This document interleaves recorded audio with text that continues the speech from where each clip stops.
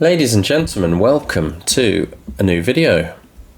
It's been a while, but I have been sort of waiting for 11th edition. I thought, well, if I am actually going to make any more videos, it's going to be when 11th drops. So I have been keeping up to date with all of the news and everything that's been coming out for 11th. And I thought, as I've got the box a little bit early, why not do an unboxing of the launch box for the new 11th edition of Warhammer 40,000. Warhammer 40,000. And as you'll have seen, if you've got any interest in Warhammer already, you'll have seen that this is Armageddon, one of the 3 planets that Games Workshop think exists in the entire galaxy. I think Cadia, Armageddon, Terra, that's about it. So we always go to the same places. I mean, at least they've got Vigilus as well now. So there are 4 places in the entire universe where anything happens. Armageddon being one of them. So we're back here again for, I think, the 700th time. Nobody's won yet. So it's still the Imperium against Orcs, because Orcs seem to love Armageddon. And as a lot of people know, Armageddon is the new word, or the new name rather, for a planet that used to be called Ullanor, which was the Orc homeworld, if I've got that correctly, if I'm remembering. And so they love it. They don't want to give it up without a fight. And frankly, any excuse for an Orc, and they'll be bashing heads and trying to have a scrap. So that's what they're doing again on Armageddon, and they're faced with these very, very weird Marines, because as you'll know, Marines only come in blue. They are all Ultramarines all the time, everywhere, all across the universe. I think there's 1 million Ultramarines, and I think there's maybe 5 or 6 Marines that aren't Ultramarines. I don't know. Maybe I'm getting the law wrong on that. But these ones are red, and that means they are Blood Angels.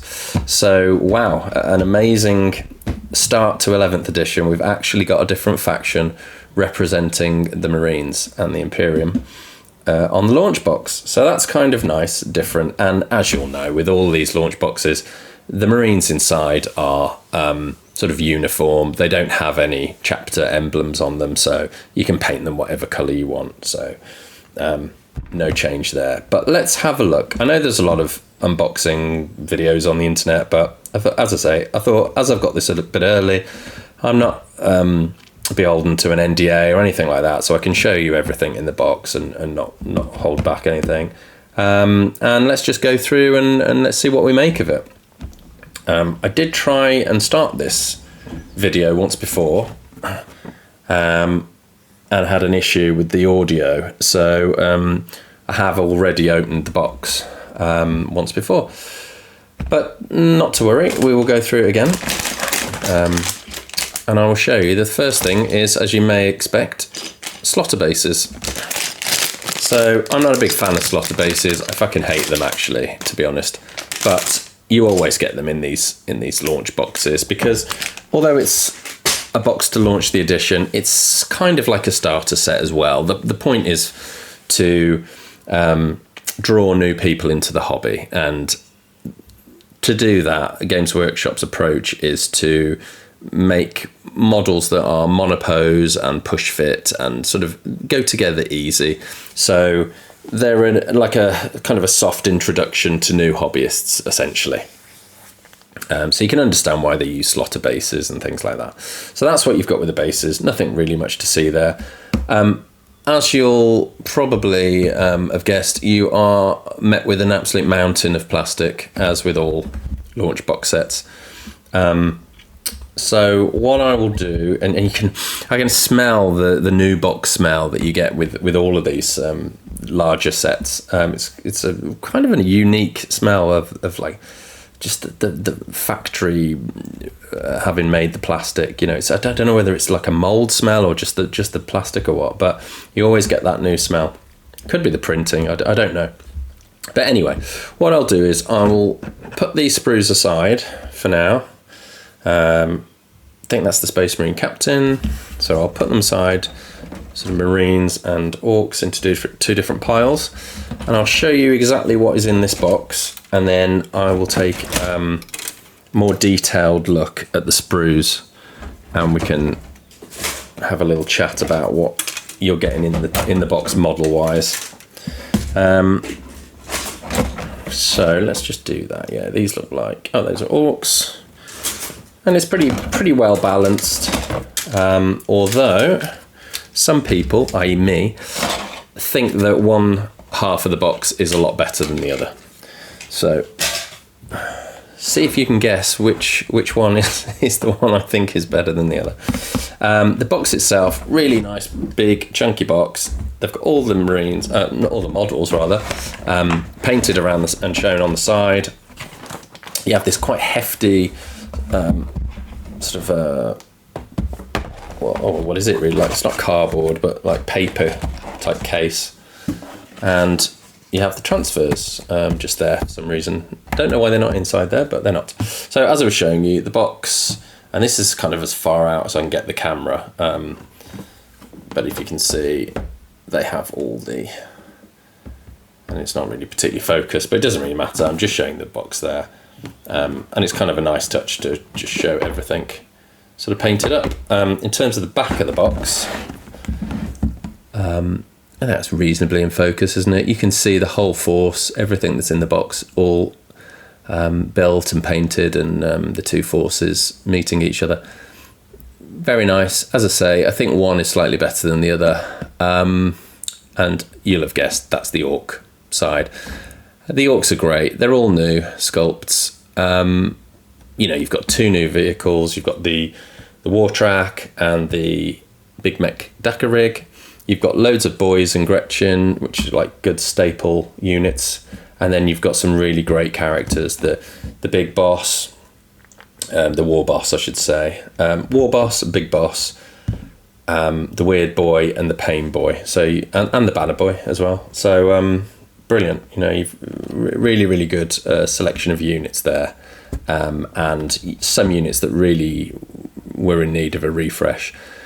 With the Marines, bit hit and miss, I think. Love the captain, brilliant sculpt, particularly with the helmet. I mean, that's the bear head, but the helmet's great. That librarian is essentially the exact same model as we saw in the 8th edition launch box, Dark Imperium, only this is a refreshed, much more dynamic pose, and it's really, really nice model. That's the librarian you're going to use now, not the Primaris librarian as it was known at the time. The banner bearer, the ancient, I should say, again, very nice sort of dynamic model. And of course the chaplain, the jump pack chaplain, is a new type of character, and yeah, he's done very nicely as well. But that's kind of where the excitement ends, because they've filled the rest of the box with 10 intercessors, which are the most boring vanilla type unit in the whole of the Space Marine force. They've made some additions. You can see a couple of sort of Mark 7 type helmets or style helmets there. He has like some sort of bionic eye or a targeting device on his eye. I mean, that's kind of it though, really. They made a big fuss about how this set was going to have new options, and it was a reworked intercessor set, but quite honestly, there isn't a lot different. I can't really see much else. There's an Auspex scanner there in his hand, but you probably get that in the old kit anyway. There's just a few little details. The Imperator emblems that you have. It's a nice touch that Games Workshop, I think they sort of started this with the Indomitus box, really. And if you remember, they had that was probably the best box they've done in recent memory, for me anyway. Because that introduced things like the Blade Guard, and they had the Indomitus emblems and iconography all over them, and they've carried this through here. I think, did they do it with Leviathan? I can't remember, but certainly here you have the Armageddon campaign represented on the banner and on some of the little emblems that the Marines have. But apart from that, it's not that exciting. The 3 Eradicators with the heavy bolters, did anybody on Earth ask for that? If you are going to put Eradicators in, maybe have grav weapons or Volkite or something interesting, but boring. Sorry. And then the Vanguard Veterans, I mean, is there much difference between them and jump pack intercessors? We'll find out as we go through the sprue, I suppose. But it was just a bit of a tepid, uninspired selection, I think, of Marines for the Marine side. It's kind of a joke that all the effort went into the Orc side, but you can almost believe that, because there's such a disparity between the quality almost of the two forces. But with that being said, it's still a nice box. You get plenty of other stuff in there as well, and we'll have a little look now at what else you get in the box. So as I say, this first thing is you get this decal sheet. I can't really tell whether I'm focused in here or not. Hang on 1 second. Let's have a little look. I still can't really tell, but I don't know whether you can see it or not, but you have the usual selection of Space Marine chapters here. So you have Ultramarines, Blood Angels, Salamanders, Crimson Fists, oddly, rather than Imperial Fists, and White Scars, and then you have the sort of the different kind of battlefield roles and different bits of iconography for each chapter there. They used to have the Raptors on these decals. They seem to come off for whatever reason, and Crimson Fists have gone on, and no Imperial Fists. So I don't know why they're doing that. Maybe because, there are rumours that the Crimson Fists are going to get a big refresh next year for the 40th anniversary of 40k. So maybe that's why they're starting to do decals like this. No idea. And then for the Orcs, you only get 3 sort of war clans. You get the Goths, the Evil Sons, and the Bad Moons. So no Snake Bites or what are the other ones called? Oh god, it escapes me now. Snake Bites, Goths, Blood Axes, and Death Skulls, isn't it? Yeah, okay. We don't get any of those. So I want to do my force as Bad Moons, I think, because that was sort of my childhood. The first army, the first models I ever bought way back when they were blister packs of little pewter models. So I'm probably going to do Bad Moons just for nostalgia's sake. And you get all these different types of, this bit of iconography here. Sort of a few little decals that you can put on any Orc force, skulls and things like that. But mainly, you just get the 3. But they're fine. They're good enough. In terms of everything else, this is very heavy.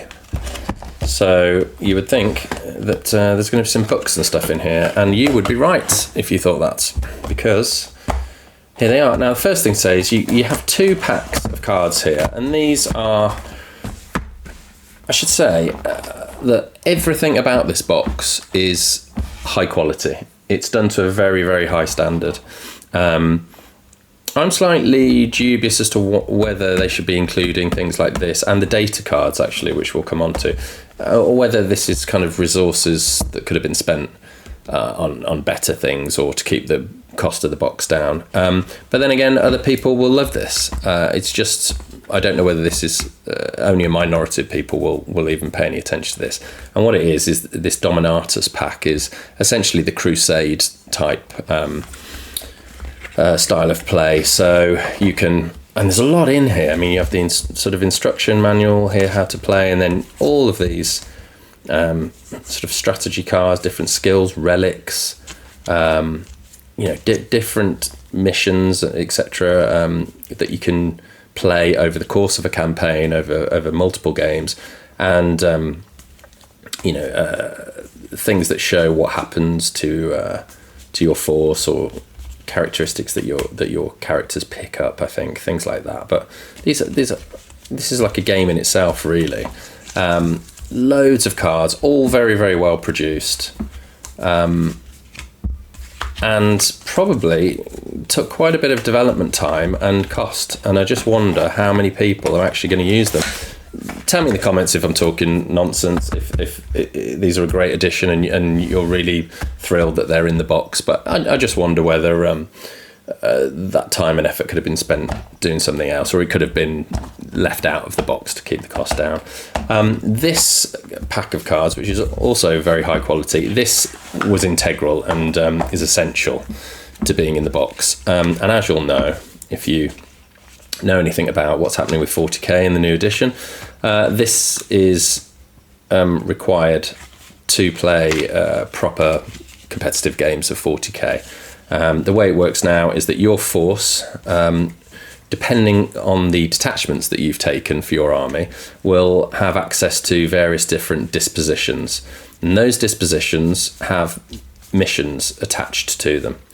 I'm just trying to find whether there's a card that shows them. So anyway, I mean, I think these might be... They're kind of mixed up, but well, I suppose. So this is and I should say that these are primary missions. So rather than just we have a mission, we're both playing it, we're both trying to achieve the same objectives, each side is now trying to achieve its own objectives, its own primary mission. So I can't remember what this... So, is this taken hold? Hang on a minute. Before I just talk rubbish. I'll see if I can actually find the thing I'm looking for. So yeah, okay. So it is taken hold. The green one. Now, if you are using taken hold and your opponent also is using the disposition taken hold, then your mission will be battlefield dominance, and you'll both be playing that. If you're running taken hold and your opponent's running purge the foe, then you'll be doing immovable object as your... Sorry, I'm not even looking... I'm not facing the camera there, am I? Immovable object. So you look at that. So my opponent's playing purge the foe. I'm playing taken hold. I want immovable object. That's this one. And again, it shows on the card clearly that your opponent's playing purge the foe. You've got taken hold, and it sets out what your mission is. So any battle round, at the end of your turn, if you control one or more of the central objectives, you score 3 victory points. From the 2nd to 4th battle round, at the end of your command phase, for each objective you control excluding your home, get 5 VP. And in the 5th battle round, at the end of your turn, for each objective you control excluding your home, you get 5 VP. So that's how you'll do your primary scoring. And on top of that, you have all the secondary cards that you will both choose from. So that's how it works. Your dispositions are compared to your opponent's disposition, and then that will dictate which primary mission you're going to play in the game. So it's a new thing. 40k hasn't really been played like this before, as far as I can remember. And it's interesting, and we'll have to see exactly how this pans out, whether it works, whether they can balance it correctly. But it's quite exciting. It's quite fresh. It's really sort of refreshed the game. It allows different armies to play in different styles. And yeah, it's going to be really, really interesting, certainly for the first few months of 11th edition. And as I've sort of alluded to, here are all the secondaries that you get. And there should be 2 of these, attacker and defender. So you've both got a pack of secondaries, and then at the end here you have some standard deployment maps.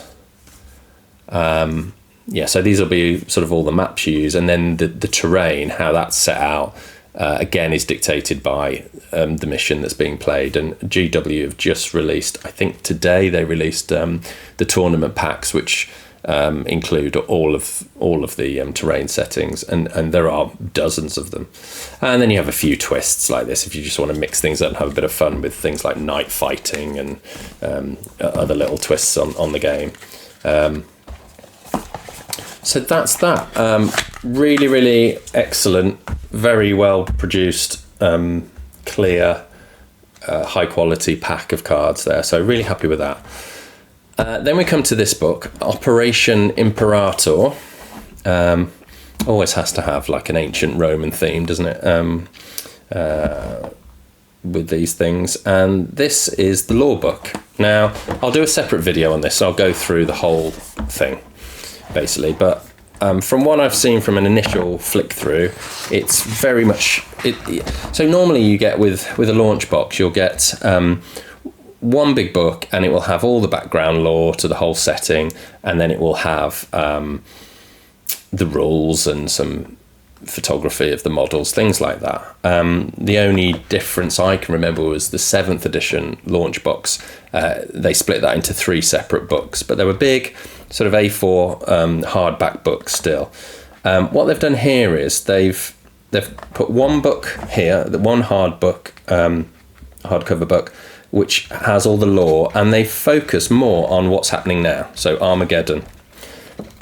Pardon me. So the whole sort of general thrust of this book is what's happening on Armageddon, and with the Marines fighting the orcs, as you can see here, and then it's talking about the different orc clans, blah blah blah.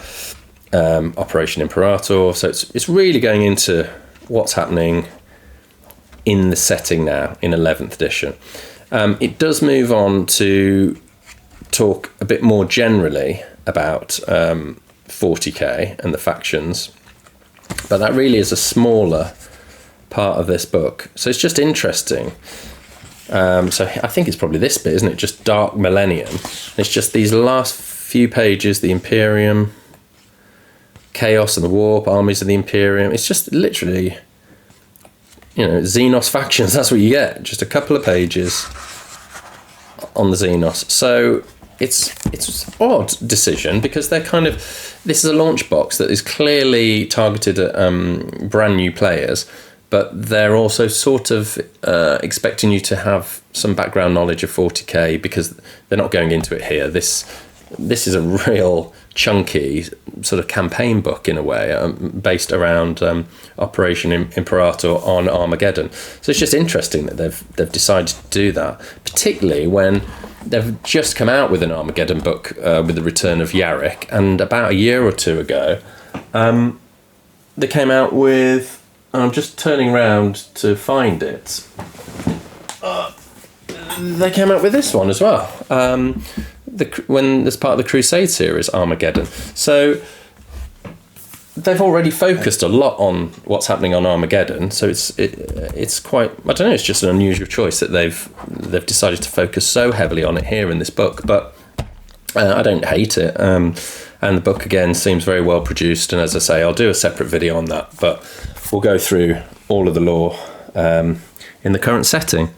And let's hope it's a little bit more filled out and a bit more substantial than what happened in 10th edition's launch with Leviathan, because they did a trailer telling us it was the 4th Tyrannic War and the end of humanity, and then never mentioned it again, so which was a bit odd. So as I say, I'll just put this to one side for a second, because they've split the books and they've done the lore book. What they've decided to do in terms of rules is a much smaller softcover book, which contains all the cool rules, and these are the rules you can download from the Warcom website as well.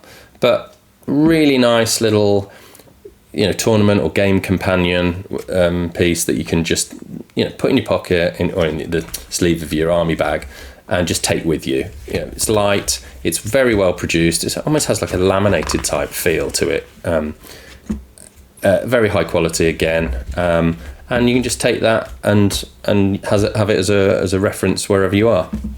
So I really do like that.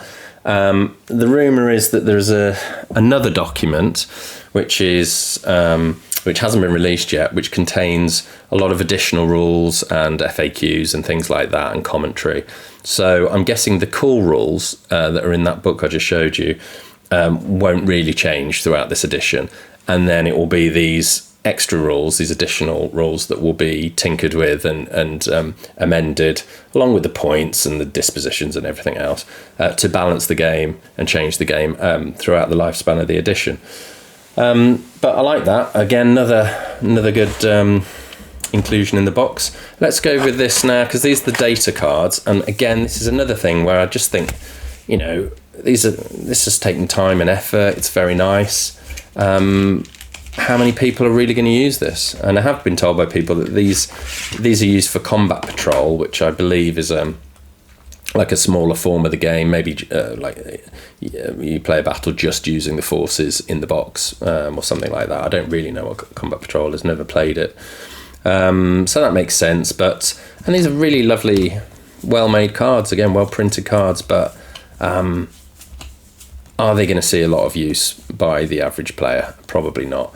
The rules, a lot of them are going to be sort of out of date on day one as things change. Certainly will be 3 months down the road, and I'm sure there's some mistakes on the cards and things like that. So why you would use these over the app that will be getting a new version, or will even be a brand new app, I think, which will be launching very soon from Games Workshop. All the rules are in the app, so I would always use that because it's the most up-to-date resource. But if you like the cards, you like to have them in your hand and see what you're doing as you're playing, have more of a tactile feel, then these are for you. But I think I would have been tempted to not include these and to try and maybe include something else or reduce the cost of the box. But that's just my view on that. The final thing, just get rid of this box here. The final thing is the instructions, the assembly guide as they call it. And if you're familiar with any of Games Workshop's kits, certainly for 40k over the last few years, you'll know that these have really come on leaps and bounds in the last few years. Am I in focus? Yeah, probably. So the blue piece is showing you what fits onto the model, the yellow showing you where glue goes if you want to glue these push fit models. It's all very clear now these days, and as you go through, you won't see many options for these models because, as I say, they're push fit, they're monopose, they're launch box models, but you get the odd sort of option here. You can either have him with a helmet or the bare head. And again, same with the Ancient. I'm not sure why the Ancient would want to not wear a helmet on a futuristic battlefield, but there you go. So he doesn't seem to have an iron halo, but never mind. Maybe he's just got a death wish. But that's kind of it in terms of options. Quite a nice touch here that they show you. So you have the intercessors here, and then they show you what it should look like. So you got what it should look like built, and then what it should look like when you've painted it all up. The Vanguard Veterans. Again, it's all very clear, very well designed. Maybe did I miss the Captain? Here you have some options for different weaponry. Looks like some sort of Gatling cannon or a flamer variety for the land speeder. I must have missed the Captain. Where was the Captain? Maybe he's probably the first model, won't he? Blah blah blah. Oh yeah, and so this shows you different options. It's all set out very very clearly. The Captain, the only option. Oh yeah, 3 different head options. 2 different helmets for the Captain. Very cool one with the sort of plume on the top of his helmet. He is my favourite Marine model in the box, definitely. Then it shows you the whole force assembled and painted, and then you go on to the Orcs, and no options at all for the War Boss. But I think there are a few options as we go through for some of the other models. Not really the characters, but the boys. They've kind of learnt lessons from the past because you're going to have so many boys potentially in your army as an Orc player. Even with these push fit ones, they've done options. So even the Boss Knob has 2 different poses and 2 different weapon loadouts. And then I believe, and you have like a variety of different heads that can be put onto the different models. Yeah, and then all of the boys can be built in 2 different ways, and it's very clear that you either do the blue set or the green set, and you just follow them very very very easily here, and you can see that the poses are actually reasonably different. With all it takes is 2 different arms and weapons and a different head, and you've got a different Orc. So you know, if you've got sort of 20-40 boys, and there's actually 3 options there with that one, so that's even better. You know, you can build a force that looks distinguishable from everybody else's new Orc army. And even with the Gretchen, they've done different builds here. So really great. They've put a lot of thought and time and effort into this, the design of this. And I would again say, particularly with the Orc side. Yeah, and here's the two vehicles at the end. And then again, the sort of showcase of the whole force painted up, looking great. That's that. Brilliant. I mean, not an exciting sort of item in the box, but done, again, very well to a very high standard. So that's it, really, to show you, apart from just the sprues, and I'll just give you a little idea of the level of detail and what the sprues are like. So I'll try and... am I focusing at all? Or am I going the wrong way there? Oh, God, sorry. Bear with me. I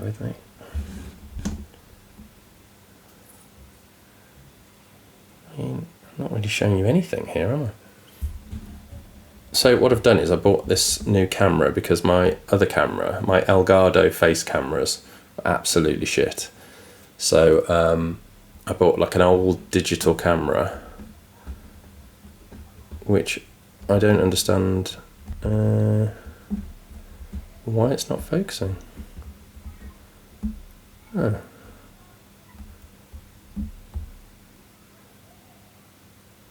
That's very odd. Hang on a sec.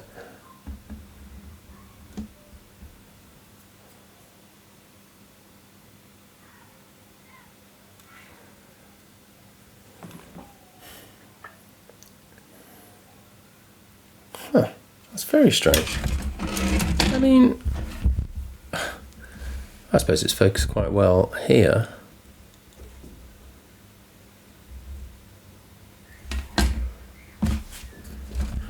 Right, okay, I mean that's quite a clear shot there of the sprues, but I was hoping to give you like a very close-up view of the detail.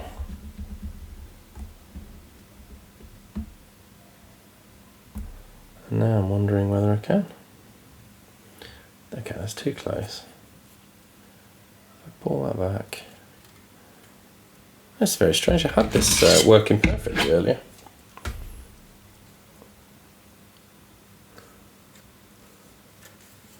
Huh.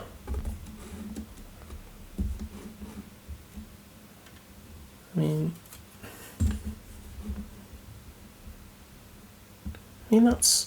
that's pretty good, isn't it?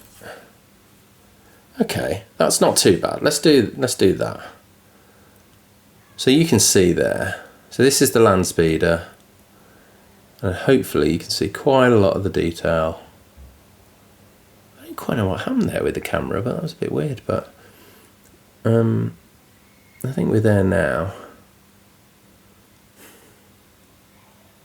So that's the speeder, 2 sprues. The intercessors, I have to say, let's remove that. I have to say, again, not the most exciting. I mean, there isn't a great deal of detail, really. And, you know, as expected, the shoulder pads are moulded onto the arms, so you can't use specific chapter pads. What I would say, if you're really desperate to use your individual chapter pads that you've got, then just wait a couple of months and the intercessors will get a proper multi-part kit.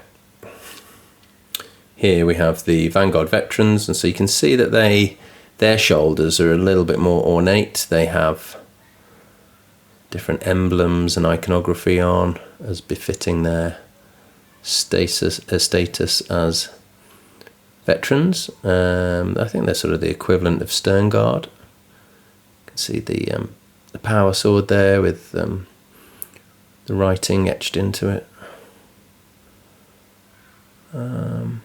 Is there anything else there? So the librarian is on this sprue, which tells me that the Vanguard veterans are also going to get their own multi-part kit, because you'd never sell these two together as you know, like a multi-kit box or something. You just would never do that. So yeah, and there's the librarian with his cool stuff.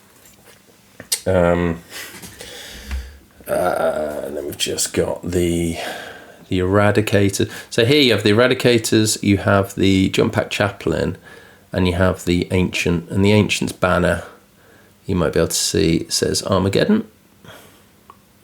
But they've left some space in the middle for you to paint your own emblem, do what you want with that.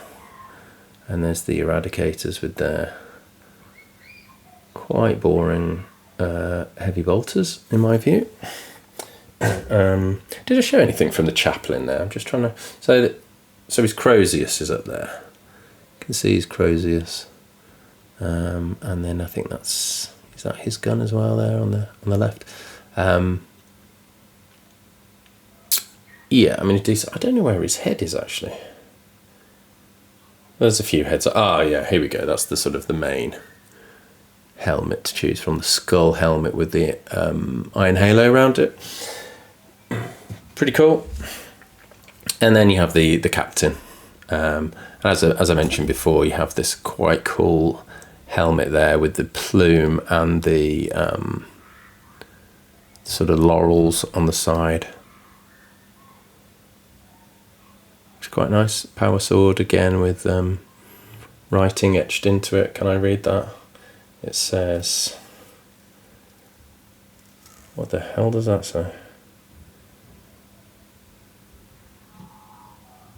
I actually cannot read. What the fuck? I have no idea what that says, but people with better eyes than me will be able to read that when you get the box. But I cannot tell what that says for the life of me. And he's got a nice shield. But yeah, that's the captain. And then moving on to the orcs, just quickly, we will look at the Dakar rig, which I'm surprised how many pieces this is. It's a big old sprue full of a lot of pieces, and this makes me think that this is the kit for this. There won't be another kit for this. They've put too much time and effort in.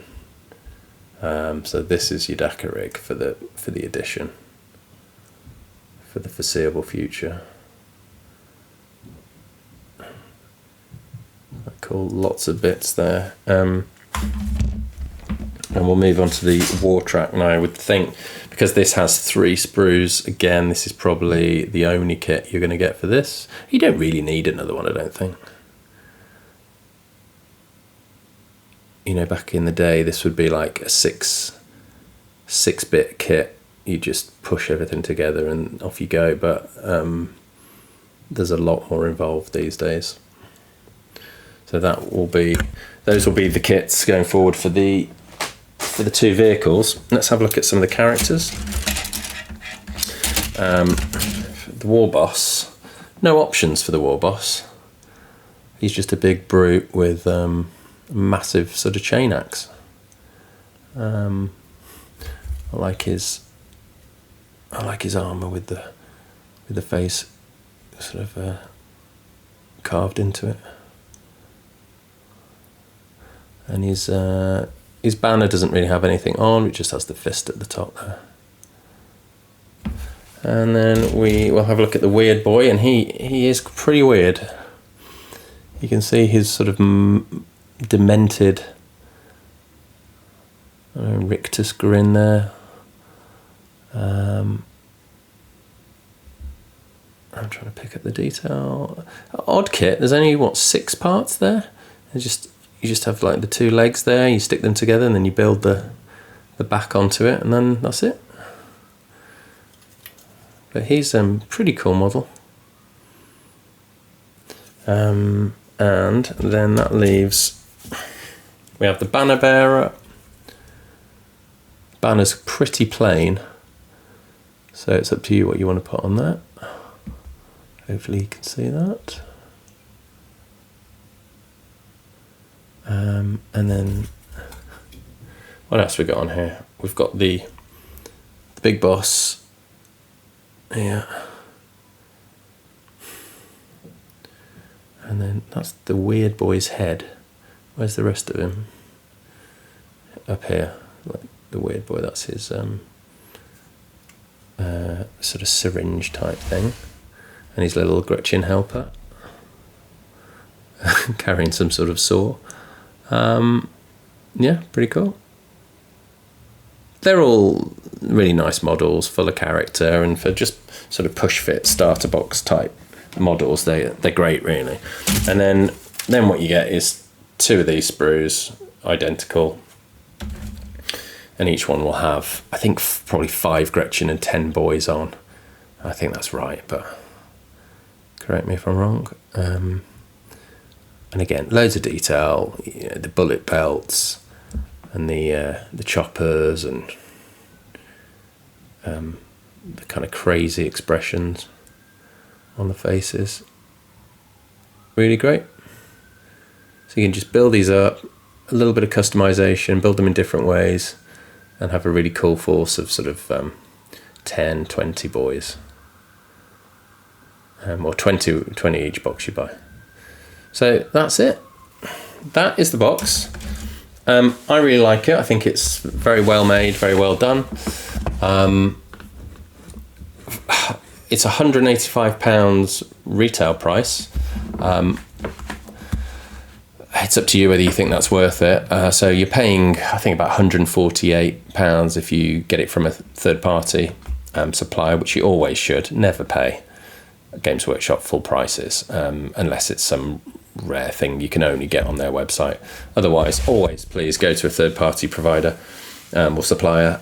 So £148 for that box. I think it's worth it, I have to say. The models are really well done, high quality throughout. All of the materials have been made to a high standard, and it's a really nice box. I don't think it's quite as nice as maybe Indomitus or possibly Dark Imperium, but I think it's probably a bit better than Leviathan. And I'm pretty happy with it. So as I say, I will try and make some more videos. I'll go through the chapter approved deck, and I'll go through the lore book, and maybe once the sort of the extra commentary and points and everything have dropped, so we have all the rules for 11th edition, I'll do a video and we can go through in boring and minute detail everything that's changed and everything that's new with the new edition of the game. So I hope that was useful or interesting, and until the next video, take care.